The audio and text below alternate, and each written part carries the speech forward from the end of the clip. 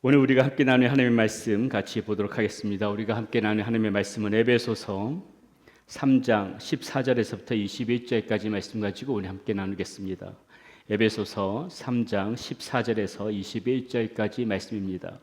모두 함께 자리에 일어나셔서 저와 여러분들이 한 절씩 돌아가면서 교독하도록 하겠습니다. 제가 먼저 읽습니다.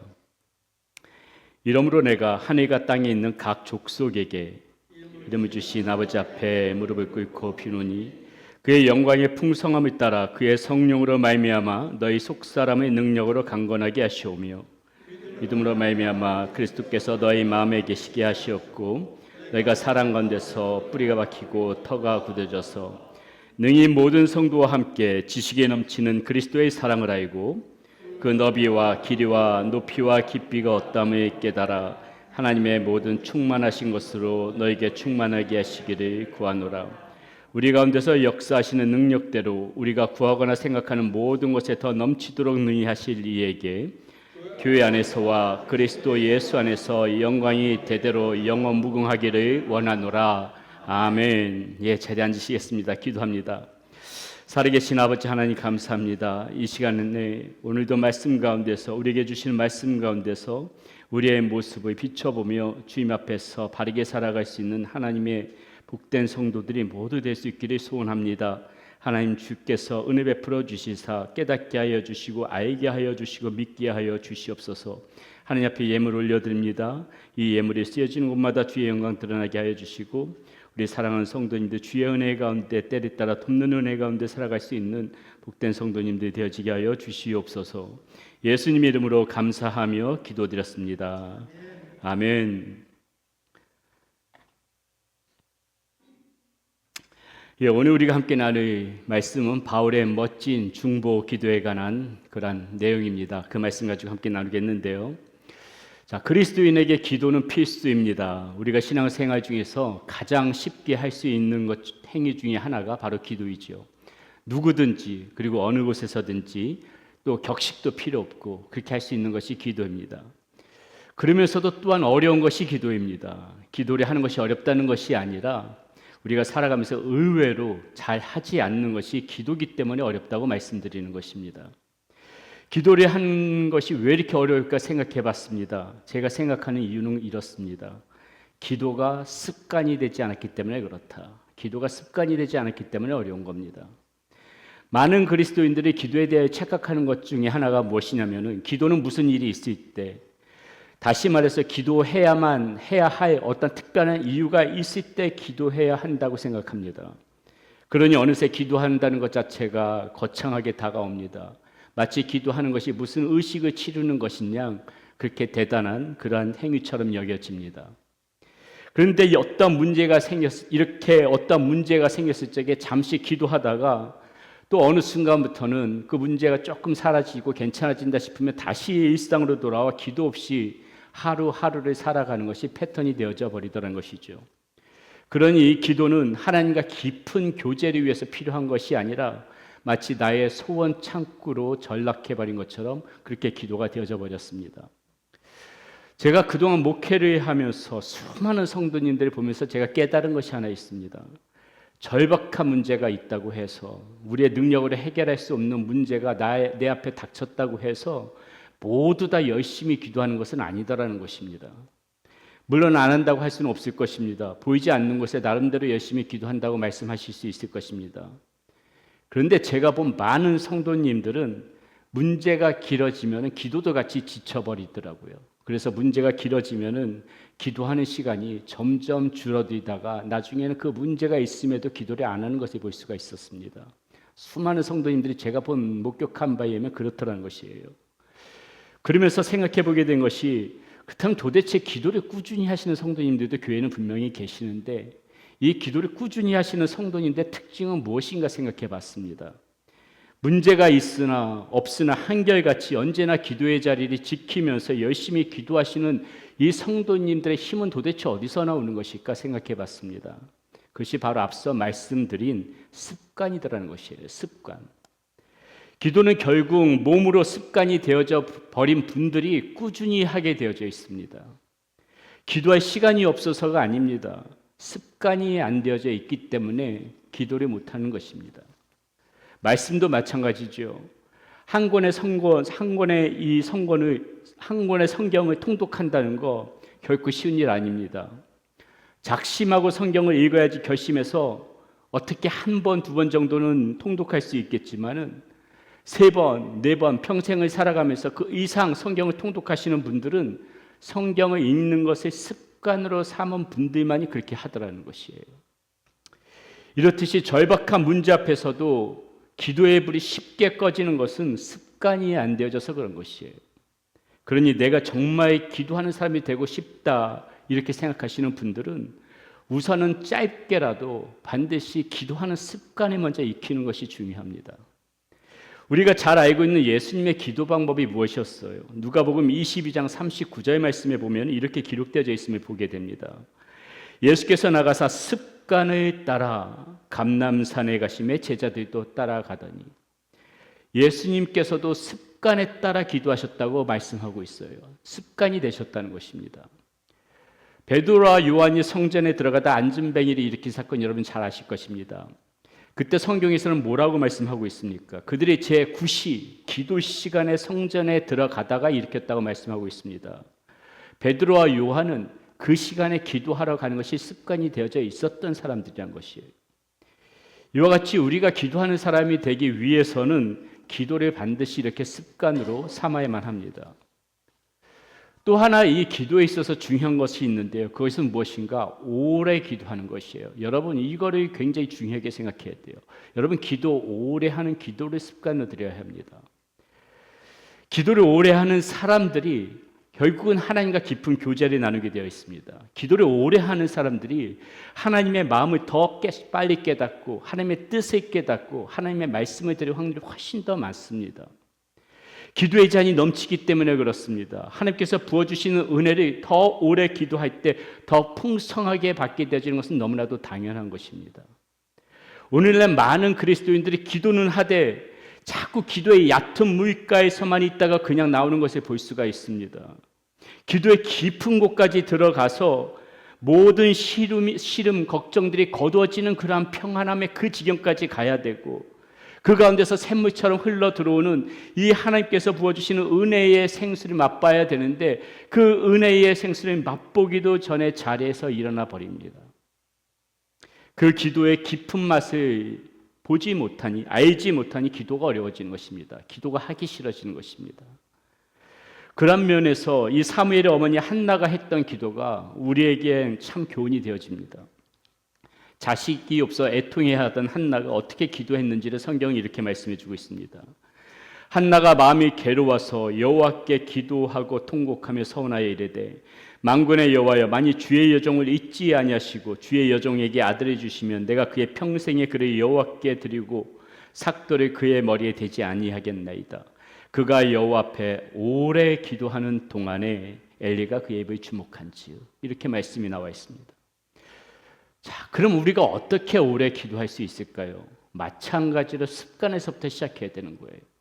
처음부터 오래 할 수 없습니다. 누구나 다 경험해 보셨을 것입니다. 오래 기도한 것 같아도 채 5분, 채 10분이 되지 않을 때가 얼마나 많이 있는지 몰라요. 처음에는 5분, 10분 이렇게 습관으로 삼는 게 중요합니다. 짧게라도 습관을 삼는 게 중요합니다. 차츰차츰 그러면서 시간을 늘려가는 것입니다. 20분, 30분, 40분, 1시간 이렇게 습관이 되어지면은요, 그 전에 10분 기도하는 게 힘들고 20분 기도하는 것이 힘들었던 사람이 그 시간이 순식간처럼 지나가게 됨을 볼 수가 있습니다. 왜요? 습관이 40분, 50분, 1시간에 길들여져 있기 때문에 그런 거예요. 여기 계신 성도님들 중에 그렇게 기도의 습관을 들으신 분들 제가 드리는 말씀 다 이해하실 것이라고 믿습니다. 또한 오래 기도하는 습관을 가지기 위해서 빼놓을 수 없는 것이 무엇인가? 우리가 오래 기도하기 위해서 빼놓을 수 없는 것이 바로 중보기도예요. 여러분 사실 나의 문제만을 가지고 오래 기도한다는 거 쉽지 않습니다. 아무리 힘든 문제가 있어도요. 나의 문제만을 가지고 오래 기도 잘 못합니다. 나의 삶에 어떤 문제가 발생했을 적에 간절한 기도 제목이 있을 때 조금 더 평상시보다 오래 기도할 수는 있겠지만은 그러한 기도도 생각보다 오래 가지 못합니다. 더군다나 평탄할 때는 더더욱 나의 기도만 가지고 오랫동안 기도한다는 건 쉽지 않아요. 그래서 오래 기도하는 비결 속에는 반드시 중보기도가 들어가 있어야 됩니다.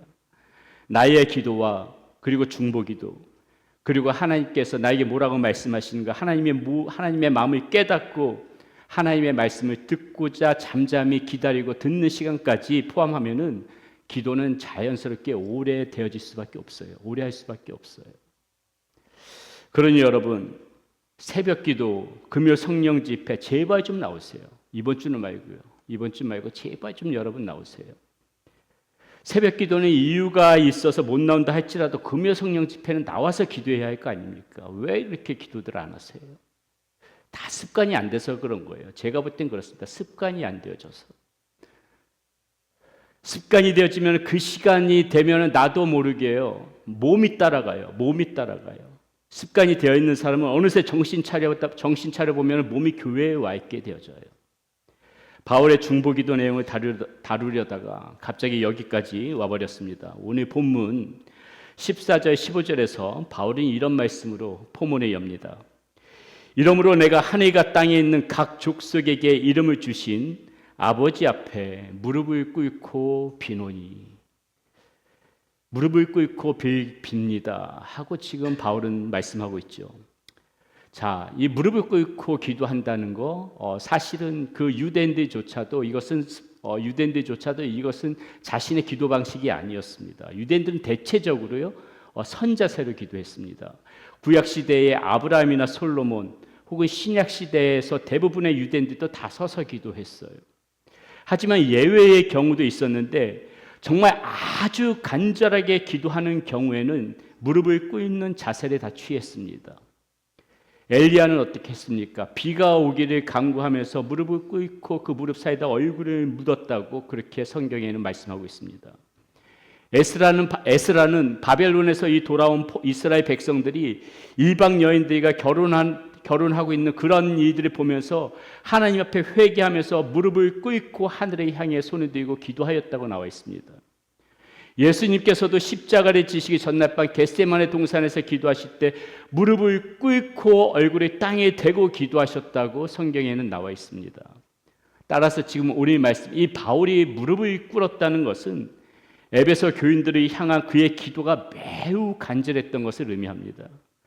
그리고 그의 간절한 기도는 사실 에베소 교인들뿐만이 아니라 오늘 말씀의 내용을 보면은 저와 여러분들을 위한 간절한 기도가 되어질 수가 있다는 것을 알게 될 것입니다. 자, 그러면 바울이 이렇게 간절히 기도하는 이 성도의 모습은 어떤 모습일까요? 바울은 지금 어떠한 마음으로 우리 성도들의 이러한 모습이 되어지게 해달라고 기도할까요? 첫 번째, 속사람의 능력으로 강건하게 만드는 성도를 바울은 마음으로 바라면서 기도하고 있습니다. 16절 말씀입니다. 그의 영광의 풍성함을 따라 그의 성령으로 말미암아 너희 속사람의 능력으로 강건하게 하시오며, 이렇게 말씀하고 있습니다. 자, 사람들은요 모두 다 육체의 건강에 신경을 씁니다. 얼마나 많이 신경을 쓰는지 심기증이라는 말까지, 그러한 단어까지 새로 생겨났어요. 다른 말로 건강염려증이라는 말입니다. 여러분, 영양제들 많이 드시지요. 영양제만 해도 수십 가지가 넘습니다. 아니, 그 이상 될지도 모르겠습니다. 저도 약을 잘 안 챙겨 먹는 편인데 제 아내가 뭔지도 모를 그런 약을 먹으라고 줄 때는 한 움큼을 줘요. 약만 먹어도 어떤 때는 밥을 안 먹어도 됩니다. 배불러요, 약만 먹어도. 그만큼 우리들은 그렇게 건강에 신경을 씁니다. 또한 육신의 건강뿐만이 아니라 보여지는 겉모습도 강건하게 보이려고 하는 노력을 하지요. 여자분들은 더 아름다워지기 위하여 많은 노력을 기울입니다. 탄력 있는 몸매를 위하여 자신의 몸을 가꾸고 피부에도 신경을 많이 쓰지요. 여자분들만 그렇습니까? 남자분들도 어때요? 요즘엔 남자분들도 굉장히 피부에 이렇게 신경을 많이 써서 광택이 다 나더라고요. 그것뿐만이 아니라 자신의 근육을 뽐내기 위해서 몸을 남자들은 많이 가꾸지요. 저는 군대에서 잠깐 근육질 몸매를 가졌었지만 그 이후로 근육질 몸매하고는 거리가 멀었습니다. 그래서 이제 TV 같은 데서 이 근육질 몸을 자랑하는 사람들 보면 한편은 부럽기도 합니다. 단 하루라도 김종국 같은 삶을 한번 살아봤으면 좋겠다는 생각도 해봤어요. 이렇듯 우리들은 그것이 건강이든 육체의 아름다움이든 겉사람을 이렇게 강건하게 만들고자 하는 노력에 많은 정성과 그렇게 시간을 들이지요. 그럼 여기서 우리는 질문하지 않을 수가 없습니다. 그렇다면 우리는 이 속사람의, 우리 속사람의 강건함을 위해서는 무엇을 하고 있습니까? 속사람의 능력으로 강건하게 만들기 위해서 우리는 얼마나 마음을 기울이고 정성을 기울이고 시간을 투자하고 있냐 이 말씀입니다. 속사람이라 하면 무엇입니까? 우리 속에 있는 영적인 자아를 가리킵니다. 이 영적인 자아는요, 우리가 예수님을 믿고 거듭난 이후에 마치 갓난아기처럼 태어납니다. 이것이 무엇을 의미하는 줄 아세요? 이 영적 자아는 자라나야 된다는 것이에요. 처음엔 갓난아기부터 시작합니다. 이게 자라나야만 되죠. 갓 태어난 아기가 저절로 자라나지 않는 것처럼 우리의 이 속사람도 절대로 저절로 강건해지지 않는다는 소리입니다. 아기에게 젖과 음식이 필요하듯이 이 속사람에게는 영적 양식이 필요한 거예요. 그래서 하나님께서 우리에게 말씀을 주신 것이고요, 기도할 수 있는 은혜를 주신 것이고 예배를 허락하셨던 것입니다. 속사람의 우리의 영적 자아를 키우라고, 강건하게 키우라고. 그래서 사도 베드로는 이렇게 말씀하셨죠. 베드로전서 2장 2절에서 이렇게 말씀합니다. 갓난아기들 같이 순전하고 신령한 저주를 사모하라. 이는 그로 말미암아 너희로 구원에 이르도록 자라게 하려 함이라. 자라나야 된다는 거예요. 반드시 영적 자아는 자라나야 된다는 거예요. 성도가 하나님의 말씀을 가까이 하고 기도하고 예배 자리를 사모할 때 우리의 속사람은 점점 더 강건해질 수가 있어요. 반대로 말씀을 멀리하고 기도를 소홀히 하고 그러면 속사람이 약해질 수밖에 없지요. 속사람이 약해지게 되면 필연적으로 나타나지는 것이 무엇이에요? 반드시 죄의 유혹에 넘어져 버립니다. 그러므로 우리의 속사람을 강건하게 해야 한다는 것은 앞으로 우리의 신앙을 위해서 반드시 해야만 되는 일이에요. 이건 해도 되고 안 해도 되고의 문제가 아니라 반드시 해야만 하는 일입니다. 그런데 오늘 본문은 우리의 이 속사람이 강건해지는 방법을 조금 더 구체적으로 우리에게 가르쳐주고 있습니다. 바울은 지금 뭐라고 기도하고 있습니까? 그의 성령으로 말미암아 너희 속사람의 능력으로 강건하게 하시오며 이렇게 말씀하고 있습니다. 여기서 중요한 것은 무엇입니까? 성령으로 말미암아, 성령으로 말미암아. 속사람의 이 강건함은 우리의 단지 의지나 노력만으로 되는 것이 아니라는 것입니다. 우리의 힘만으로는 영적 성장을 이루는데 한계가 있다는 것이에요. 성령께서 우리 안에 역사하실 때 비로소 속사람이 강건해질 수 있는 것이고요. 바울은 지금 그렇게 해달라고 이런 기도를 드리고 있다는 것입니다. 나무가 스스로 열매를 맺고 싶다고 맺어집니까? 뿌리가 좋은 물을 공급받고 햇빛을 받으며 건강하게 자랄 때 자연스럽게 열매를 맺지요. 바로 이와 같이 물과 햇빛 같은 그런 성령의 은혜 안에 우리가 거할 때 우리의 속사람은 점점 더 강건해지더라는 것이에요. 그렇다면 우리가 어떻게 해야 되겠습니까? 성령님께서 속사람을 강건하게 하신다고 해서 우리가 아무것도 하지 않아도 되는 것입니까? 농부는 씨앗을 자라게 할 수 없습니다. 생명을 주시는 분 하나님만이 하실 수가 있지요. 그러나 농부는 밭을 갈고 물을 주고 잡초를 뽑고 씨앗이 잘 자랄 수 있는 환경을 농부가 만들어야 하는 것입니다. 마찬가지로 우리도 성령님께서 역사하시는 그런 자리에 우리 자신을 두어야 되는 것입니다. 성령님께서 머무시기 편안한 환경 속으로 자꾸 우리 자신을 몰아가야 되는 것입니다. 가만히 있어서 되는 것이 아니라 성령님께서 어떤 곳에 계실까, 성령님께서 어떤 환경 가운데서 머무는 것을 기뻐하실까를 생각하면서 그 자리에 자꾸 우리 자신을 몰아가는 그 노력이 필요하다는 것입니다. 그래서 말씀을 가까이 해야 한다는 것이고 기도해야 한다는 것이고 예배 자리를 힘들어도 꾸준히 지켜야 한다는 것입니다. 주일 예배 한 번 드렸다고 다 됐다, 그렇게 말씀 절대로 하지 마세요. 왜 우리가 금요 성령 집회 나와서 기도하라고 합니까? 왜 하루에 새벽 기도 나와서 기도합니까?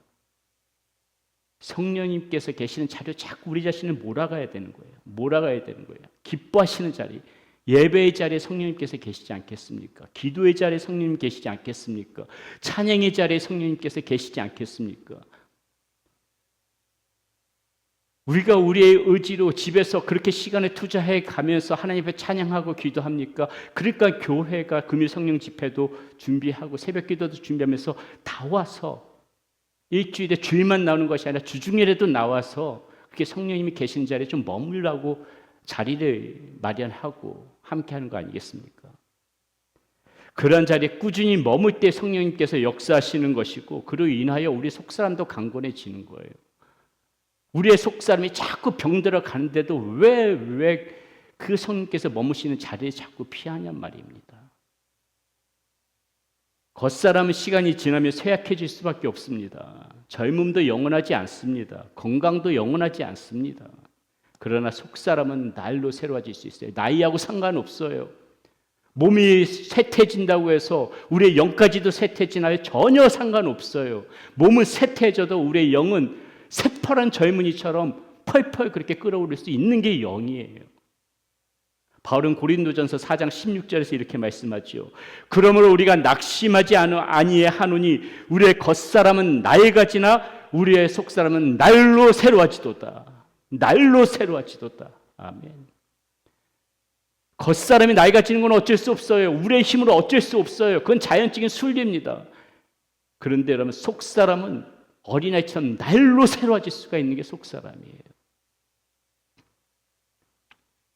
성도의 진정한 능력은 겉모습에서 나오는 것이 아닙니다. 하나님을 신뢰하는 마음, 어려움 속에서도 흔들리지 않는 소망, 그리고 주님을 사랑하는 마음에서부터 이 성도의 진정한 능력이 나오는 것이에요. 그리고 이러한 능력은 성령님께서 우리의 속사람을 강건하게 해주실 때, 주님 저 능력 받고 살고 싶어요. 주님께서 주신 힘 받고 살고 싶어요. 입으로만 고백하는 것이 아니라 우리의 속사람이 강건해지게 되면 이런 현상은 다 자연스럽게 따라오게 된다는 거예요. 자연스럽게 능력 가운데서 힘 가운데 살아갈 수가 있게 되어지는 것입니다.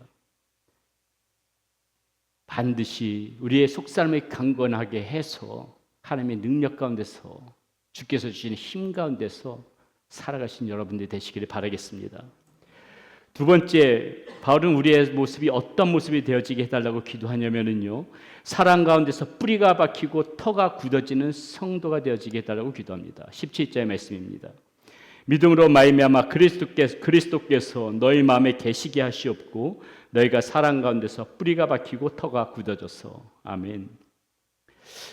바울은 속사람이 강건해진 모습을 계속해서 이어서 이렇게 설명합니다. 그것은 바로 사랑 가운데서 뿌리가 박히고 터가 굳어지는 것이에요. 여기서 바울은 두 가지 비유를 사용하고 있죠. 첫 번째 식물의 비유입니다. 뿌리가 박힌다는 표현을 쓰고 있습니다. 나무가 건강하게 자라기 위해서는 뿌리가 깊이 내려야 되겠죠. 그래야만 바람이 세차게 불어도 뿌리가 깊은 나무는 절대로 쓰러지지 않죠. 두 번째 비유는 지금 터가 굳어진다는 표현을 쓰고 있습니다. 아무리 화려하고 높은 건물이라 하더라도 기초가 부실하면 오래 버틸 수 없습니다. 건물의 안전은 눈에 보이는 그런 외형이나 아름다움보다 보이지 않는 기초에 달려있는 거지요. 그런데 바울은 이 성도의 뿌리와 기초가 어디에 있어야 한다고 말합니까? 이 성도의 우리의 이 뿌리와 우리의 기초, 이 신앙의 기초, 이게 어디에 있어야 한다고 말해요? 지식 가운데서도 아니고 경험 가운데서도 아니고 성공 가운데서도 더더욱 아닙니다. 뭐라 그래요? 우리의 터와 우리의 뿌리가 어디에 있어야 된다? 사랑 가운데서 있어야 한다고 말해요. 사랑 가운데. 성도의 이 신앙의 뿌리와 이 터는 사랑 가운데서 있어야 한다고 말씀해요. 여기서 말하는 사랑, 이거 인간적인 사랑 두고 말씀하시는 게 아닙니다. 무슨 사랑인가? 우리를 위하여 십자가를 지신 예수 그리스도의 사랑이에요. 그 사랑에 뿌리를 내리고 털을 내리라는 말씀이에요. 많은 성도님들이 신앙생활을 하면서 환경이 좋을 때는 기뻐하고 환경이 어려워지면 쉽게 흔들립니다. 사람들에게 상처를 받으면 낙심하고 일이 뜻대로 되지 않으면 원망하기도 합니다. 왜 그렇습니까? 우리의 뿌리와 우리의 터가 이 환경에 내려졌기 때문에 그래요. 사람에게 내려졌기 때문에 자꾸 그런 일에 흔들려 버리는 거예요. 그러나 하나님의 이 사랑의 뿌리와 털이 내린 사람은 다릅니다. 사업이 어려워져도 하나님은 여전히 나를 사랑한다는 그 사실을 압니다. 거기에 뿌리를 내리고 털이 내려서 꿈쩍도 하지 않습니다. 질병이 찾아와도 하나님은 나를 버리지 않으셨다는 그 사실을 믿고 흔들리지 않습니다. 사람들에게 오해를 받고 질시를 받아도 주님은 나를 아신다는 그런 확신 속에서 마음의 평정을 갖고 살아갑니다. 그래서 흔들릴 수는 있지만 무너지지는 않아요. 하나님의 사랑에 털이 내리고 뿌리 내린 사람은 사람이니까 흔들릴 수는 있죠. 그러나 무너지지는 않아요, 절대로. 그러므로 여러분, 신앙의 성숙은 성경 지식을 많이 한다고 해서 성숙해지는 게 아닙니다. 신앙의 연수가 오래되어졌다고 저절로 성숙해지는 거 아니에요. 인생에 거센 바람이 불어올 때에도, 예상치 못한 그런 고난과 아픔이 찾아올 때에도, 사람에게 상처를 받고 눈물을 흘리는 그런 순간에도 하나님께서는 여전히 나와 함께 하신다. 하나님께서는 지금도 변함없이 나를 지금 돌보고 계시는 중이시다. 하나님께서는 여전히 나를 사랑하신다. 이 한 가지 사실을 붙들고 그 안에 뿌리를 내리는 사람, 그 안에 터가 굳어진 사람, 바로 그 사람이 성숙한 신앙인 거예요. 그 사랑이 우리의 뿌리가 되어지는 것이고요. 그 사랑이 우리의 터가 되어지는 것이고, 그 사랑이 우리의 삶을 지탱해 주는, 우리의 삶을 붙드는 반석이 되어질 때 우리는 어떠한 상황 속에서도 무너지지 않는 그런 믿음의 사람으로 서게 될 줄을 믿습니다. 마지막으로 하나님의 모든 충만하신 것으로 충만해지는 성도가 되기를 사도 바울은 기도하고 있습니다. 19절입니다. 그 너비와 길이와 높이와 깊이가 어떠함을 깨달아 하나님의 모든 충만하신 것으로 너희에게 충만하게 하시기를 구하노라. 자, 바울의 기도는 여기서 지금 절정을 이루고 있습니다. 속사람이 강건해지고 사랑 가운데서 뿌리가 내리고 터가 굳어진 성도는 결국 하나님의 이 충만하심으로 자신을 충만하게 하는 그 자리까지 나아가게 된다는 것입니다. 우리는 세상을 살면서 다양한 것으로 우리의 삶을 자꾸 채우려고 해봅니다. 그런데 여러분, 그게 잘 되던가요? 세상의 그 무엇도 우리에게 완전한 만족을 주는 것, 우리에게 완전한 만족함을 채워주는 것 있습니까? 채워도 다 빠져나가는 것이 있고, 허무와 허전함, 이런 거는 우리의 마음 가운데 그대로 남아있잖아요. 아무리 채우려고 해봐도 그런 부분들이 있잖아요. 왜 그럴까요? 여러분, 왜 그럴 거라고 생각합니까? 인간은요, 하나님으로 채워지도록 창조되어졌기 때문에 그래요. 인간의 영혼은 하나님으로 채워질 때만 비로소 만족을 누리게끔 하나님께서 그렇게 우리들이 만드셨어요. 그렇기 때문에 하나님으로 충만하지 않는 사람은요, 어떠한 경우에도 장담하건대 세상에서 만족할 수 없어요. 절대로 만족할 수 없습니다. 아무리 부와 명예 그런 것들이 다 채운다 해도 언제나 허무와 허전함 다 남아있어요. 마음에 절대로 만족할 수 없습니다.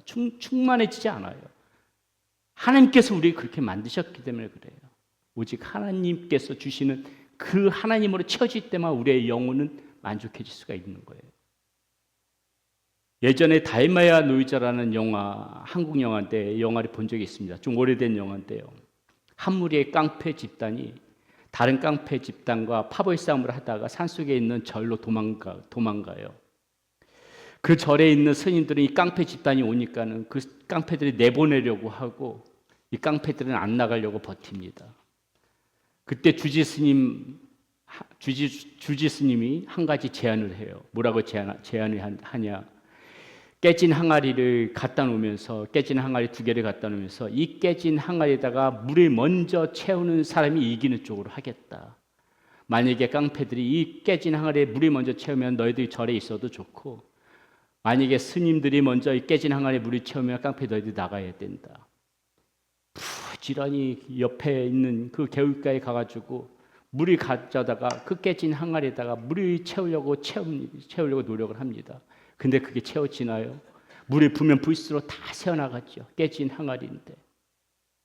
그때 깡패 우두머리인 그때 박신양 씨가 주인공인데, 박신양이 그 모습을 가만히 보다가 독을 번쩍 들어가지고 냇가로 달려가요. 개울가에 달려가요. 그리고 그 개울가에다가 독을 던져버립니다.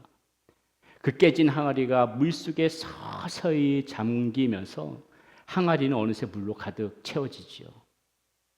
여러분, 깨진 항아리와 같은 이 모습이 사실 저와 여러분의 모습 아닙니까? 우리 모두 다 깨진 부분이 있잖아요. 다 금가고 깨어진 부분 다 있잖아요. 우리의 인생이란 이 항아리는 완전하지 않지요. 죄로 인해 깨어져 있고 상처로 인해서 이만큼 깨어져 있는 부분이 있고 또 여러 가지 연약하고 부족한 부분 때문에 또 이 한기통에서 이만큼 깨진 부분이 있고 이렇게 깨진 부분들이 많으니까 세상의 것을 아무리 채우려고 해도 계속 새어나갈 수밖에 없죠. 안 돼요. 우리는 깨어진 부분들이 너무 많기 때문에. 그러나 우리가 하나님 안에 잠겨버릴 때는 다릅니다. 하나님 안에 거할 때는 다른 거예요. 하나님의 은혜 안에 잠겨버리고 우리 자신을 하나님 앞에 던져서 하나님 은혜 안에 잠겨버리고 하나님 안에 그 사랑 안에 잠기고 그리고 성령의 충만하심 가운데 우리 자신 던져서 완전히 잠겨버릴 때 그때 우리의 깨진 모습에도 불구하고 하나님께서는 우리들을 충만하게 해주시는 거예요. 예수님께서는 요한복음 15장 5절에서 이렇게 말씀하셨습니다. 나는 포도나무요 너희는 가지라. 그가 내 안에 내가 그 안에 거하면 사람이 열매를 많이 맺나니 나를 떠나서는 너희가 아무것도 할 수 없습니다. 중요한 것은 이와 같이 주님 안에 거하는 것입니다. 포도나무에 붙어있는 가지가 자연스럽게 이 생명을 공급받듯 우리도 주님 안에 꼭 붙어 있을 적에 주님 안에 잠겨버릴 때에 이렇게 하나님의 충만하심을 공급받게 되어지는 것입니다. 그러므로 여러분 다시 한번 정리하면은 우리는 어떤 성도가 되어야 하겠습니까? 환경에 따라 흔들리는 성도가 아니라 속사람이 강건해질 수 있는 그런 성도가 되어야 하겠습니다. 그리스도의 사랑에 뿌리와 털이 내리는 그런 성도가 되어져야 하겠습니다. 세상의 것에 만족을 찾는 그런 성도가 아니라 하나님의 충만하심으로 채워지는 그런 성도가 되어야 하겠습니다. 그리고 그런 삶은 하루아침에 이루어지지 않습니다. 말씀드린 것처럼 기도가 습관이 되어야 합니다. 말씀이 습관이 되어야 합니다. 우리 예배드리는 것이 이게 습관이 되어져야 합니다. 하나님 앞에 자꾸 머무는 것이 습관이 되어져야 합니다. 그럴 때 성령님께서 우리 안에 역사하시고 우리의 속사람의 날마다 새롭게 하시고 마침내 하나님의 충만함으로 우리를 채워주실 것이라고 믿습니다. 그러한 은혜가 저와 여러분들에게 있기를 축원드립니다.